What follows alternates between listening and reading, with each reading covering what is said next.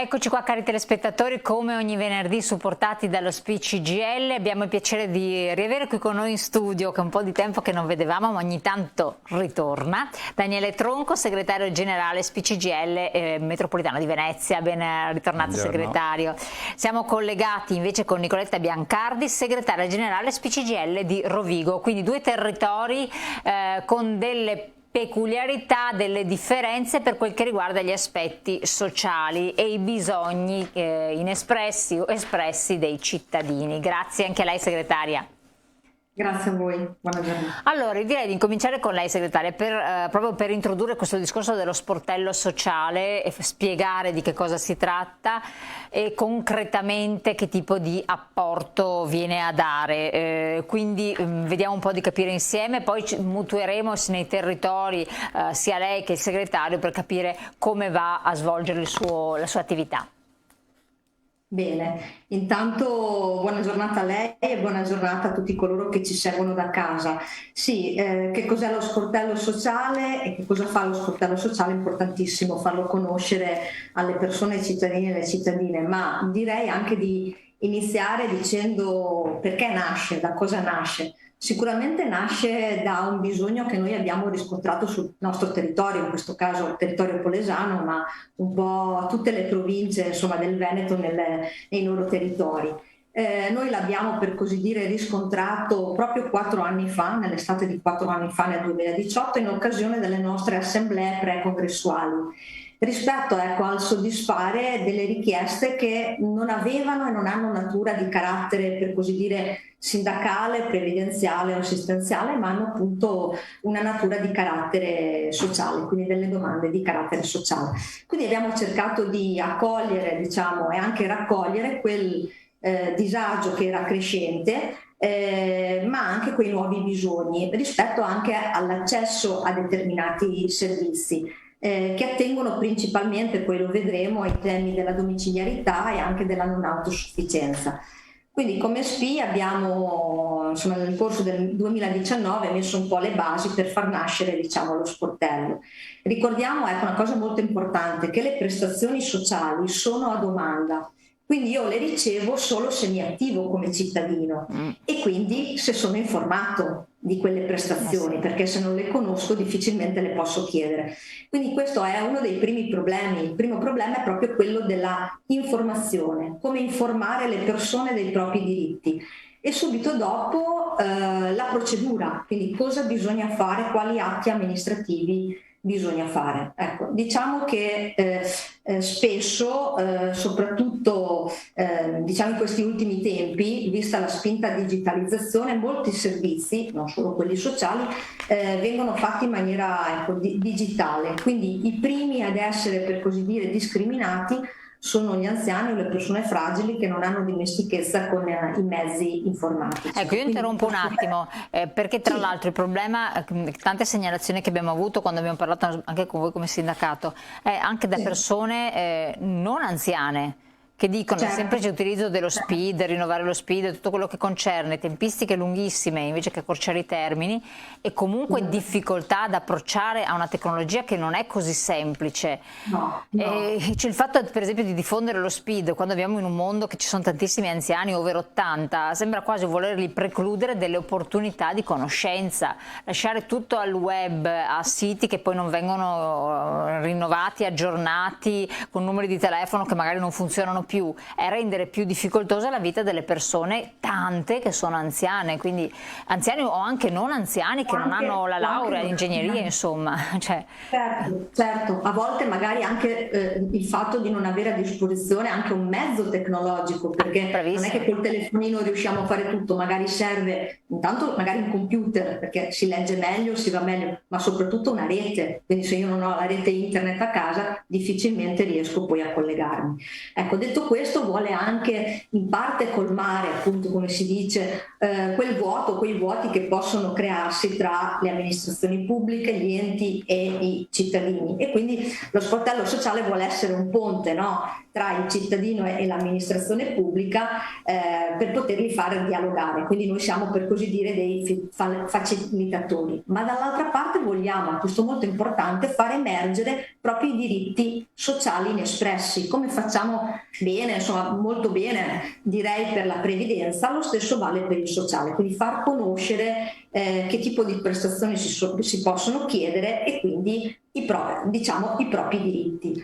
Tra l'altro, ecco, questo ci permette non solo di dare una risposta concreta alla persona, ma poi anche vedere sul territorio il tipo di bisogno e consegnare, diciamo, questi bisogni poi, per così dire, dalla tutela individuale alla tutela collettiva, in modo tale, questo insomma è una delle cose dello speaker, è molto importante, e naturalmente è interpretare i cambiamenti della società, cercare di dare risposte e soprattutto in questo caso negoziare, contrattare con gli enti.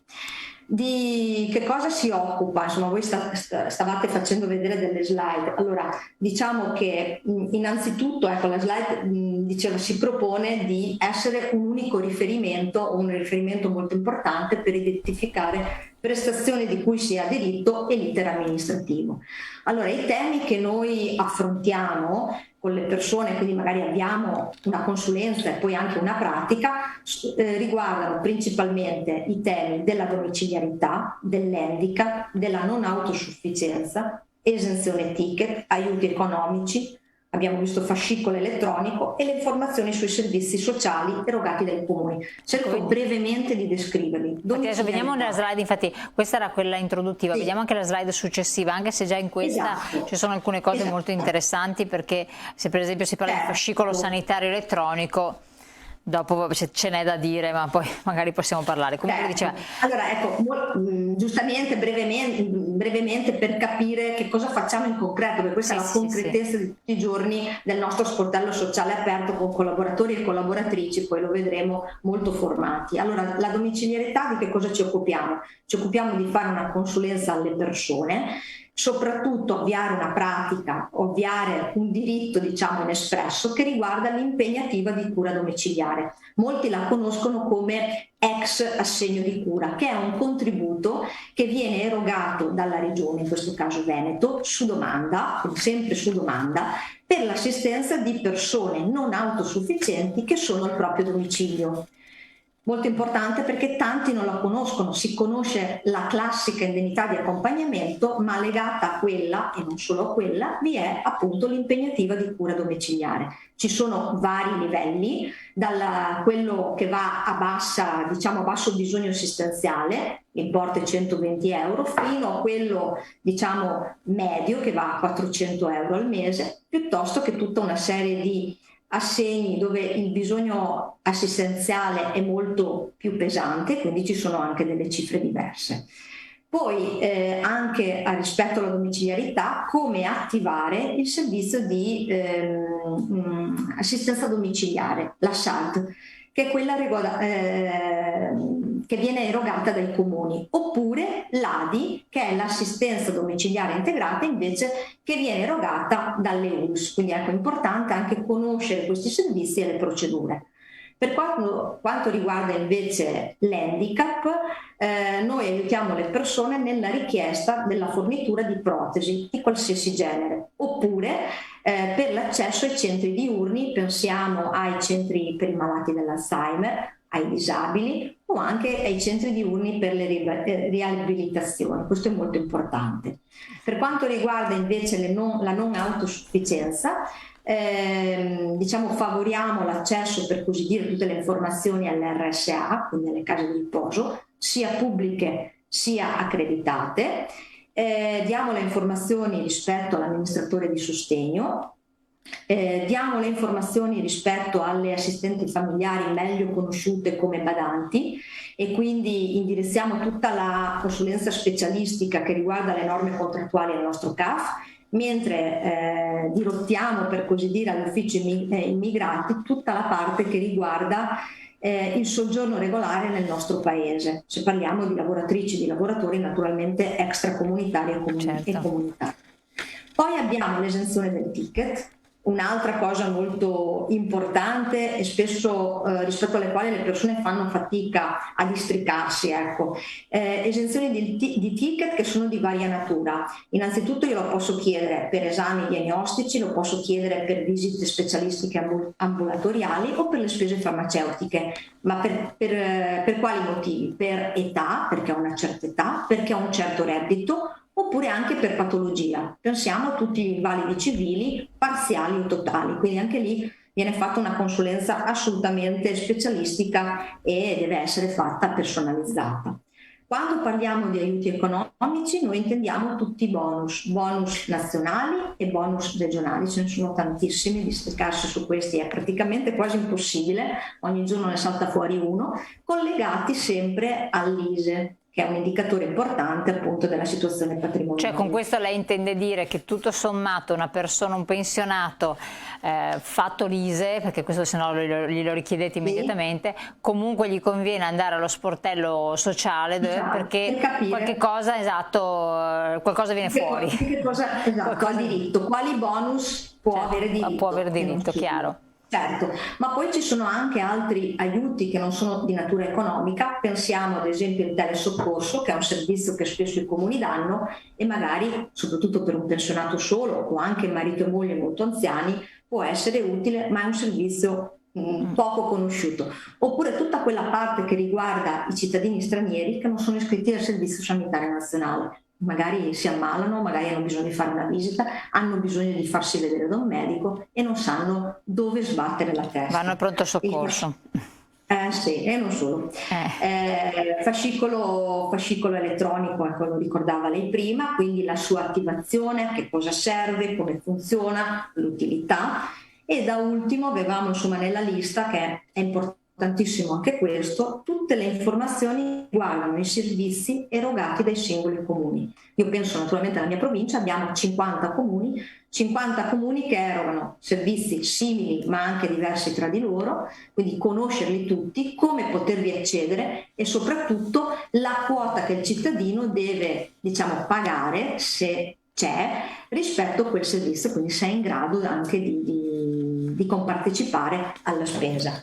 Quindi ecco, diciamo che la persona che viene da noi fa un check-up, non so come dire, un check-up sociale ed è molto importante, ecco, come è importante, ma credo che poi insomma lo affronteremo in un secondo momento, tutta la parte che riguarda anche la formazione tecnica e non solo dei nostri operatori che operano insomma in tutto il territorio. Assolutamente. Questo si va naturalmente a sommare con le competenze spesso già acquisite dagli stessi operatori che conoscono anche molto bene la previdenza e l'assistenza, perché spesso ci sono delle pratiche che posso dire una tira l'altra. Chiaro, no? Ma questo parliamo, dopo ne parliamo, infatti, perché adesso abbiamo la pubblicità e poi la voglio far completare il discorso con i soggetti che sono coinvolti in questo e poi passare anche a Daniele Tronco, che ha tutta la questione dell'osservatorio, perché là ci sono anche dei dati molto interessanti.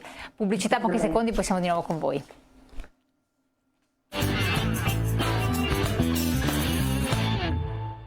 Eccoci qua.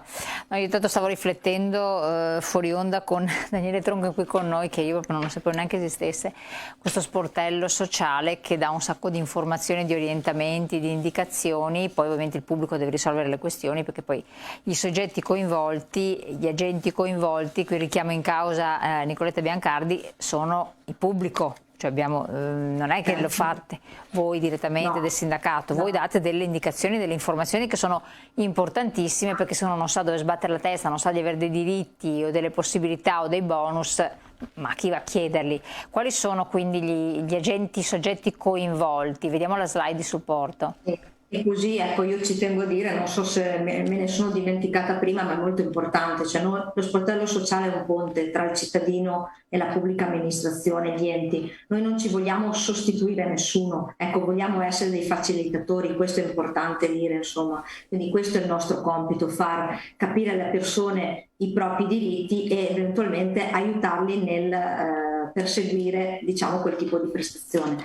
Quindi i soggetti coinvolti sono sicuramente l'assistente sociale del comune o dei comuni, è una figura importantissima, e quindi trovare con lei o con lui il dialogo giusto è importante. Noi lo abbiamo visto anche nella conoscenza reciproca, ci scambiamo naturalmente non solo delle buone pratiche, delle informazioni molto importanti, ma a volte si risolvono anche dei casi molto delicati, quindi è importante avere, diciamo, ecco, un buon rapporto in questo caso con gli assistenti sociali e assistenti sociali. Medico curante, che spesso è colui o colei che giustamente stila e redige un certificato medico, ma piuttosto che nell'impegnativa di cura domiciliare si ha bisogno di una scheda, che viene chiamata scheda SVAMA, si chiama così tecnicamente, e che quindi lo fa il medico. Esatto, e quindi bisogna parlare con il medico piuttosto che l'ULS, perché a volte ci sono anche qui dei casi particolari o interpretazioni anche di delibere regionali, di cui magari abbiamo bisogno anche di capire non solo l'interpretazione, ma a volte anche noi dove si va a fare questo tipo di domanda, che cosa bisogna fare, insomma, praticamente di avere un canale aperto con l'ULS, soprattutto con la dirigenza, in questo caso dei servizi sociali. CAF e altre organizzazioni sindacali si intende, allora il CAF, il nostro servizio fiscale, organizzazioni sindacali vuole essere il nostro patronato INCA, che ci supporta anche per altre pratiche, ma soprattutto tutte le categorie, diciamo, della CGIL dei lavoratori attivi, perché noi quando parliamo di sportello sociale spesso pensiamo agli anziani, è vero, molti anziani lo frequentano, ma spesso anche le famiglie degli anziani, soprattutto se non sono autosufficienti, per cui abbiamo bisogno di avere anche un rapporto costante anche con le categorie degli attivi. Associazioni di categoria, o meglio volontariato e culturali, perché spesso sono coloro anche che ci portano o ci accompagnano persone che magari non ci conoscono. Quindi ecco, questa è possiamo dire una rete sociale che si è sviluppata con lo sportello sociale, ma ancora più fortificata in tempo di pandemia. Ecco, non dimentichiamoci che la pandemia da una parte ci ha permesso di studiare bene il nostro territorio e i nostri bisogni, dall'altra parte ci ha messo anche alla prova con tutti questi soggetti, questi attori sociali che diventano indispensabili, però bisogna attivarli. Interrompo un attimo, do la parola adesso a Daniele Tronco, poi torneremo per quanto riguarda la zona del Polesine. C'è un osservatorio, Daniele Tronco, a questo riguardo, che è stato attivato tra le altre cose. Di che cosa si tratta? Sì, allora noi abbiamo preso in carico questa situazione e come prima azione abbiamo attivato un osservatorio sui bisogni sociali. È un osservatorio istituito dallo SPI nazionale che tende a monitorare le persone che entrano nelle nostre sedi. Noi abbiamo una cinquantina di sedi, una novantina di collaboratori sul territorio in provincia di Venezia, e accedono alle nostre sedi migliaia di persone. Adesso basti pensare che questo osservatorio lo stiamo ancora costruendo in circa metà delle nostre leghe, ma nella metà dove l'abbiamo già consolidato abbiamo registrato dall'inizio dell'anno ai primi di giugno circa 8.000 schede di persone che sono entrate e ai quali abbiamo rilevato, diciamo, il loro bisogno quindi sociale. Capire quali sono i bisogni che hanno. Quali sono i loro bisogni. Questa cosa qua ci ha aiutato a capire quali sono, quali sono le richieste che vengono dalle persone. Allora, diciamo che il nostro core business, come si dice, rimane il tema della previdenza, cioè molte delle persone che entrano, sia lavoratori attivi, ma soprattutto pensionati, ci chiedono informazioni o per arrivare alla pensione, e quindi li mettiamo in rapporto con l'INCA, con il nostro patronato sindacale, oppure se pensionati il controllo delle pensioni. Chi ci segue da un po' di tempo sa che noi circa il 30% delle pensioni che controlliamo hanno dei diritti nascosti, li chiamiamo così, che come ha detto prima Nicoletta anche sui bisogni sociali sono nascosti perché la gente non sa di averli, quello è il problema. E quindi diciamo li scoviamo attraverso un'azione, una tutela che facciamo nei nostri recapi.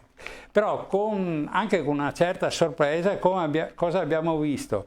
Che il top dei bisogni, per esempio in provincia di Venezia, di quelli registrati, allora ho detto 8.000 dall'inizio dell'anno adesso, ma l'anno scorso ne avevamo fatti 16.000 di queste schede, quindi insomma siamo sull'ordine ormai di 20-25.000 schede rilevate. Il top dei bisogni, sa cos'è? È lo SPID, il fascicolo sanitario. Non so perché me lo immaginavo.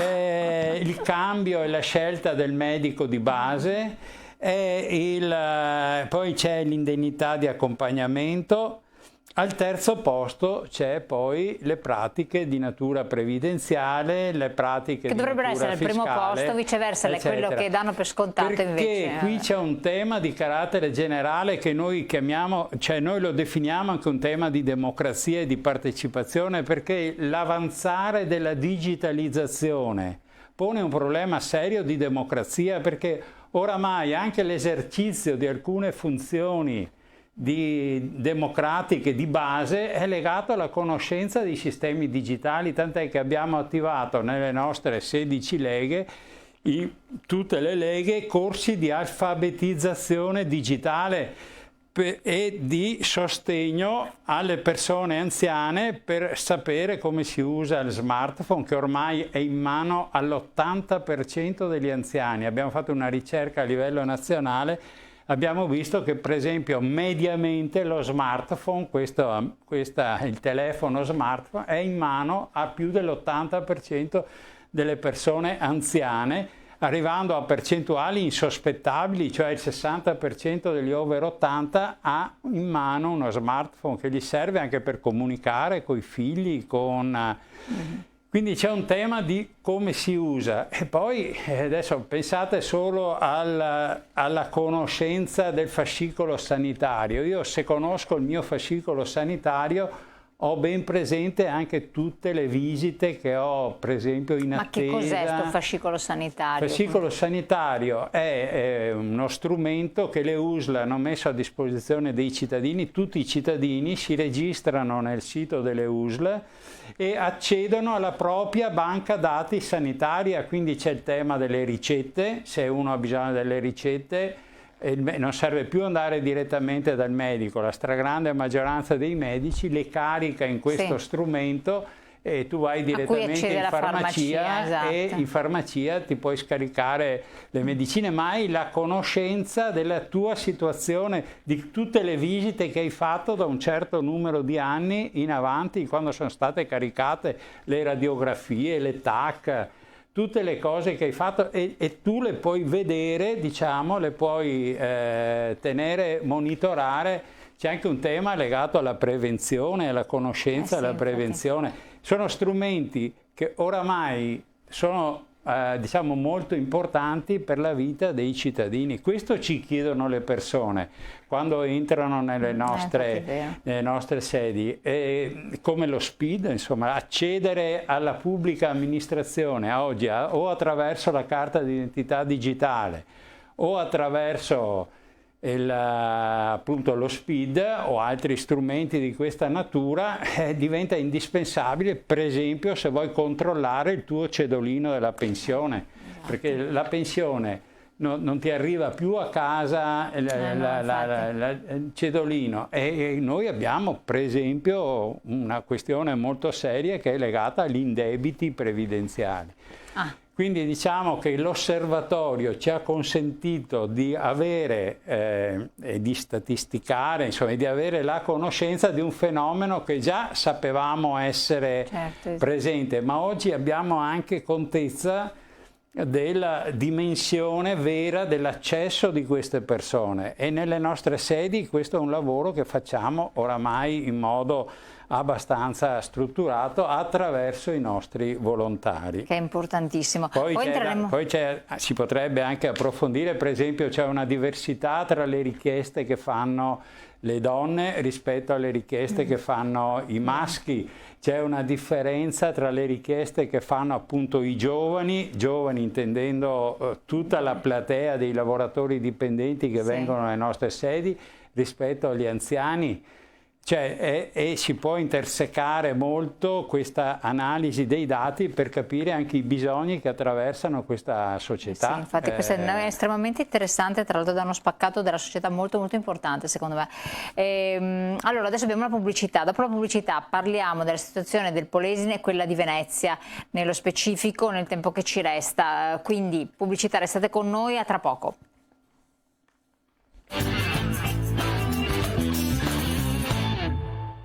Allora, abbiamo chiarito intanto l'importanza dello sportello sociale, l'osservatorio che ha fatto emergere quelle che sono le necessità, le emergenze, i bisogni e i target che hanno un certo tipo di bisogni.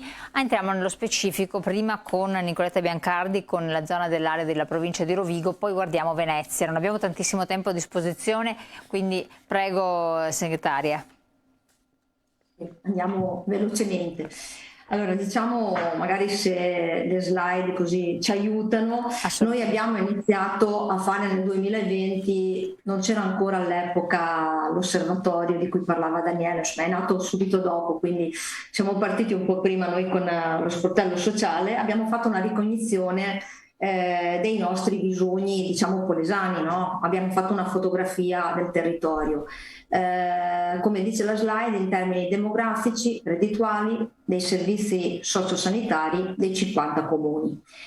E cosa abbiamo fatto? Abbiamo scritto sostanzialmente ai comuni due lettere, una dove chiedevamo i dati disaggregati di tutti gli anziani che vivono soli in quel comune, divisi per fasce d'età, anziani e grandi anziani, e per sesso, quindi maschi e femmine. Dall'altra parte abbiamo chiesto quali fossero i servizi individuali di quel comune, legati principalmente a due filoni: infanzia, scuola e famiglia, e dall'altra parte anziani. Che cosa abbiamo scoperto?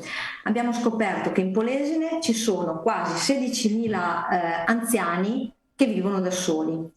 Sono tanti, divisi tra circa 11.000 donne e 5.000 uomini. Rappresentano gli anziani che vivono da soli il 26% degli anziani totali. Teniamo conto che il Polesine è la provincia, per così dire, più vecchia della regione Veneto, ha un indice di vecchiaia di 250. Cosa significa? È il rapporto tra gli ultra 65 anni e il numero dei giovani fino a 14 anni. La regione Veneto ha un indice di vecchiaia di 183, l'Italia 182, quindi capiamo, ecco, dal punto di vista demografico è il nostro Polesine. Che bisogni hanno?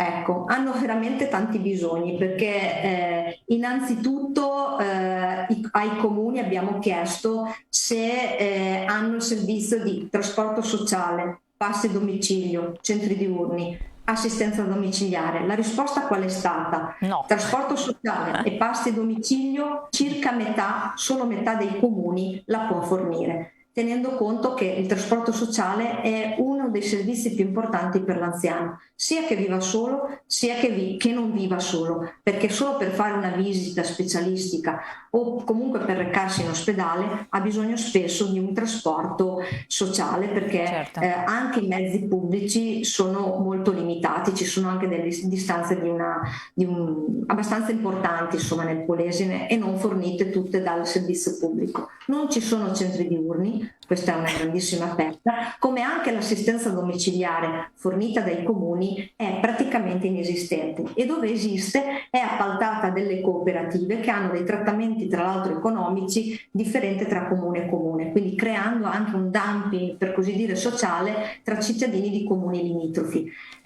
Spesso e volentieri anche nelle delibere che noi chiediamo non vengono neanche riferiti se quei servizi a pagamento tengono conto dell'indicatore ISE o se hanno anche delle soglie minime di esenzione. Ecco, questo quindi è molto importante. Un disservizio sostanzialmente.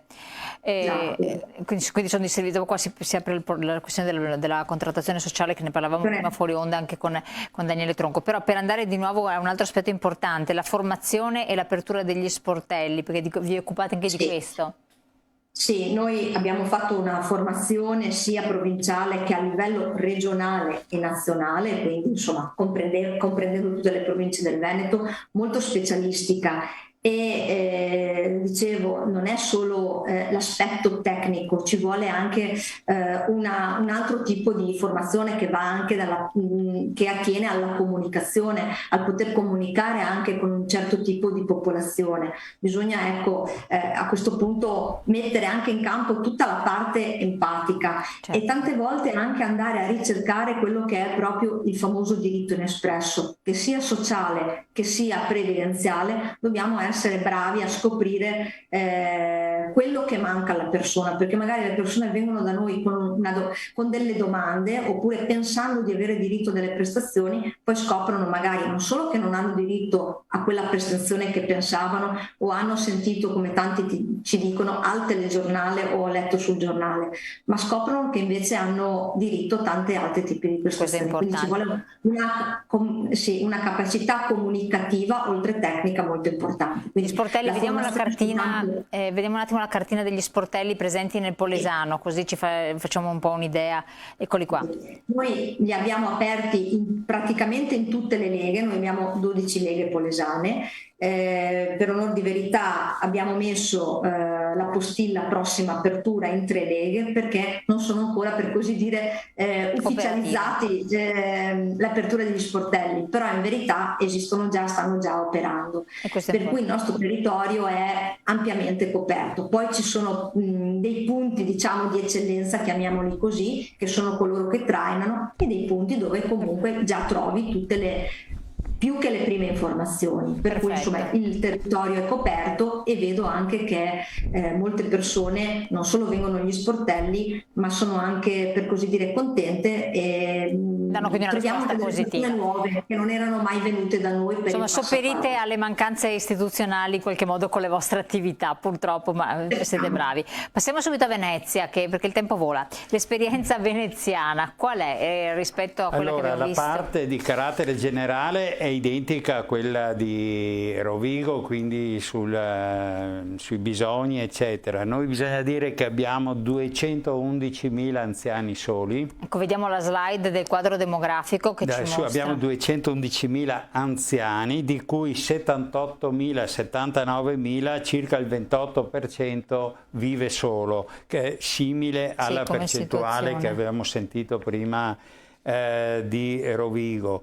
Di questi qua bisogna notare che ben 60.000 sono donne e 19.000 sono uomini. Qui c'è il tema dell'invecchiamento, le donne vivono di più, quindi poi hanno una vita, sopravvivono al coniuge e quindi si trovano a... noi anche qui ci sarebbe un richiamo, diciamo, all'analisi sociodemografica della provincia, perché noi abbiamo un tasso di l'indice della famiglia media veneziana è di 2,1, cioè non abbiamo nemmeno un figlio per nucleo familiare. Vuol dire che abbiamo una forte presenza di nuclei monofamiliari, che sono questi 78.900 persone che vivono da soli. E questo è un serio problema che poi si aggancia alla questione della non autosufficienza, perché di queste persone che vivono da sole entrano in una situazione drammatica quando cominciano ad avere problematiche di come si gestiscono problematiche sanitarie o di perdita cognitiva, e quindi c'è il tema della non autosufficienza. Approfitto della situazione per dire che noi lunedì prossimo, 4 luglio, al Centro Candiani a Mestre, invitiamo tutte le persone a partecipare, facciamo un'importante tavola rotonda che vede la Lanzarin come assessore regionale al sociale e alla sanità, assieme al capogruppo regionale del Partito Democratico Possamai, assieme al segretario nazionale nostro Ivan Pedretti, a discutere proprio di non autosufficienza, che poi richiama tutto il tema del socio-sanitario nella nostra regione. Noi stiamo combattendo perché ci sia una legge nazionale vera sulla non autosufficienza. C'è una commissione che ha elaborato uno studio ma ancora non viene trasformato in una legge questo studio, che vede anche la presenza di Monsignor Paglia, di autorità anche religiose, ma soprattutto è una commissione presieduta dall'onorevole Turco, Livia Turco, e che, diciamo, secondo noi bisogna accelerare, perché sarebbe veramente grave che finissimo la legislatura nel 2023 senza una legge sulla non autosufficienza, e che la legge regionale invece sulla non autosufficienza, che è pur presente invece, però è sottofinanziata, e quindi bisogna, non ci sono soldi, perché anche lì, lo ricordava Nicoletta, anche noi abbiamo un tasso e un rapporto di invecchiamento nella nostra provincia, che noi abbiamo stimato che nel 2029, cioè domani mattina in termini statistici, sarà di 294%, quindi avremo quasi 3 anziani per un giovane, e quindi questa è una vera e propria emergenza che soprattutto la classe di governo, la classe politica deve mettersi in testa, che c'è questo elemento di urgenza e di emergenza. Infatti, noi abbiamo una struttura poi sul territorio che stiamo costruendo, abbiamo aperto ufficialmente 5 sportelli sociali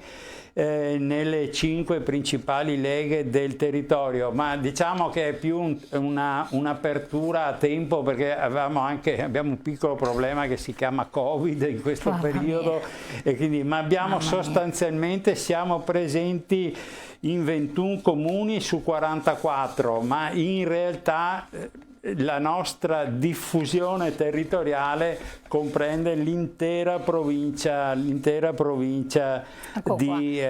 Venezia, e entro la fine dell'anno avremo una copertura sostanzialmente in tutto il territorio. Questa cartina che vediamo dell'area parallelamente a quella che vedevamo prima di Rovigo, in questo qui di Venezia, le parti più chiare cosa indicano? Diciamo che lì abbiamo dove non abbiamo ancora formalizzato la costituzione dello sportello sociale. Noi abbiamo formalizzato a Porto Gruaro, abbiamo organizzato a Chirignago Zelarino, abbiamo formalizzato a Mira, adesso non vorrei dimenticarne. Comunque stanno arrivando dappertutto. Ma sì, perché per esempio a Spinea abbiamo uno sportello sociale già attivo, non l'abbiamo ancora formalmente inaugurato, ma ci sono diverse persone che ci stanno lavorando. Diciamo che la copertura sul territorio è già adesso molto buona. Entro la fine dell'anno contiamo di coprire il 100%.